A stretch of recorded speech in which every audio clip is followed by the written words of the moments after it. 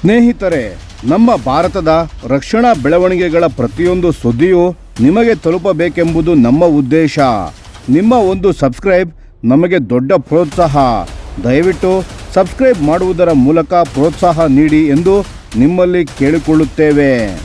ನಮಸ್ಕಾರ ಗೆಳೆಯರೇ, ದೇಶ ಪ್ರೇಮಿಗಳೇ, ನಮ್ಮ ಕನ್ನಡ ಡಿಫೆನ್ಸ್ ನ್ಯೂಸ್ ಯೂಟ್ಯೂಬ್ ಚಾನಲ್ಗೆ ಸ್ವಾಗತ ನಿಮಗೆ.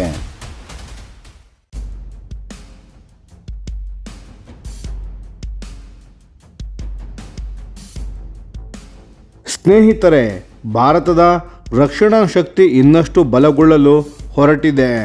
ಈ ವರ್ಷ ಏಪ್ರಿಲ್ ಅಥವಾ ಮೇ ತಿಂಗಳಲ್ಲಿ ಭಾರತದ 3ನೇ ಪರಮಾಣು ಶಕ್ತಿ ಚಾಲಿತ ಬ್ಯಾಲಿಸ್ಟಿಕ್ ಮಿಸೈಲ್ ಜಲಾಂತರ್ಗಾಮಿ INS ಹರಿದಮನ್ ಭಾರತೀಯ ನೌಕಾಪಡೆಗೆ ಅಧಿಕೃತವಾಗಿ ಸೇರ್ಪಡೆಯಾಗಲಿದೆ. ಇದು ನಿಜಕ್ಕೂ ಒಂದು ಐತಿಹಾಸಿಕ ಕ್ಷಣ. ಈ ಜಲಾಂತರ್ಗಾಮಿಯನ್ನು ವಿಶಾಖಪಟ್ಟಣಂನಲ್ಲಿರುವ ರಹಸ್ಯ ಶಿಪ್ ಬಿಲ್ಡಿಂಗ್ ಸೆಂಟರ್ನಲ್ಲಿ ನಿರ್ಮಿಸಲಾಗಿದ್ದು, ಖಾಸಗಿ ಕ್ಷೇತ್ರದ ದಿಗ್ಗಜ ಕಂಪನಿಯಾದ L&T ಇದನ್ನು ತಯಾರಿಸಿದೆ. ತಿಂಗಳುಗಟ್ಟಲೆ ಸಮುದ್ರ ಪರೀಕ್ಷೆಗಳ ನಂತರ ಇದು ಈಗ ಸೇವೆಗೆ ಸಿದ್ಧವಾಗಿದೆ.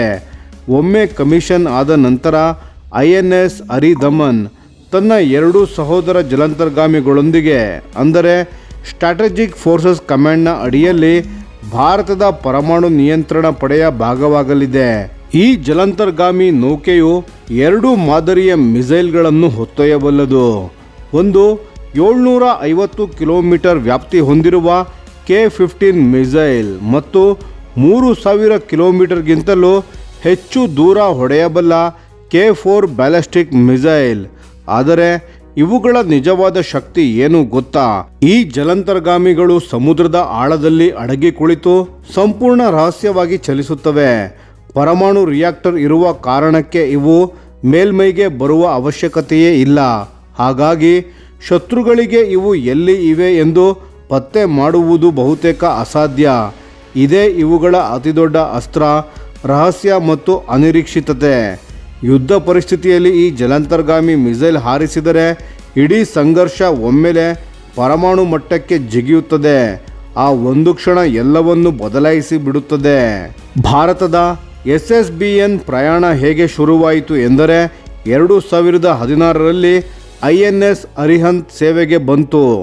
ನಂತರ 2024ರಲ್ಲಿ ಸುಧಾರಿತ INS ಅರಿಘಾಟ್ ಬಂತು. ಈಗ INS ಹರಿದಮನ್ ಬರಲಿದೆ. ಇದಾದ ನಂತರ S-4 ಎಂಬ 4ನೇ ಜಲಾಂತರ್ಗಾಮಿ ಕೂಡ ಬರಲಿದ್ದು, ಅದಾದ ಮೇಲೆ ಭಾರತದ ಅತ್ಯಂತ ಶಕ್ತಿಶಾಲಿ S-5 ಎಂಬ ಮಹಾ ಜಲಾಂತರ್ಗಾಮಿ ಬರಲಿದೆ. ಅದರ ತೂಕ ಒಟ್ಟು 14,000 ಟನ್ಗಳು, ಅಂದರೆ ಈಗಿನ ಜಲಾಂತರ್ಗಾಮಿಗಳಿಗಿಂತ 2 ಪಟ್ಟು ದೊಡ್ಡದು. ಗೆಳೆಯರೇ, ಈ ರೀತಿಯ ಸಂಕೀರ್ಣ ಪರಮಾಣು ಜಲಾಂತರ್ಗಾಮಿಗಳನ್ನು ನಿರ್ಮಿಸಿ ನಡೆಸುವ ಸಾಮರ್ಥ್ಯ ಇರುವ ದೇಶಗಳು ಬಹಳ ಕಡಿಮೆ. ಅಮೆರಿಕ, ರಷ್ಯಾ, ಫ್ರಾನ್ಸ್, ಬ್ರಿಟನ್ ಮತ್ತು ಚೀನಾ. ಭಾರತ ಈಗ ಈ ಪ್ರತಿಷ್ಠಿತ ಗುಂಪಿನಲ್ಲಿ ಸ್ಥಾನ ಗಳಿಸಿದೆ ಎಂದರೆ ನಮ್ಮ ದೇಶದ ರಕ್ಷಣಾ ಸಾಮರ್ಥ್ಯ ಎಷ್ಟು ಎತ್ತರಕ್ಕೆ ಬೆಳೆದಿದೆ ಎಂಬುದು ಅರ್ಥವಾಗುತ್ತದೆ. ಇದು ಭಾರತಕ್ಕೆ ಹೆಮ್ಮೆಯ ವಿಷಯವಲ್ಲವೇ? ಈ ವಿಷಯದ ಬಗ್ಗೆ ನಿಮ್ಮ ಅಭಿಪ್ರಾಯ, ಅನಿಸಿಕೆಗಳನ್ನು ದಯವಿಟ್ಟು ಕಾಮೆಂಟ್ ಮಾಡಿ ತಿಳಿಸಿ. ಧನ್ಯವಾದಗಳು.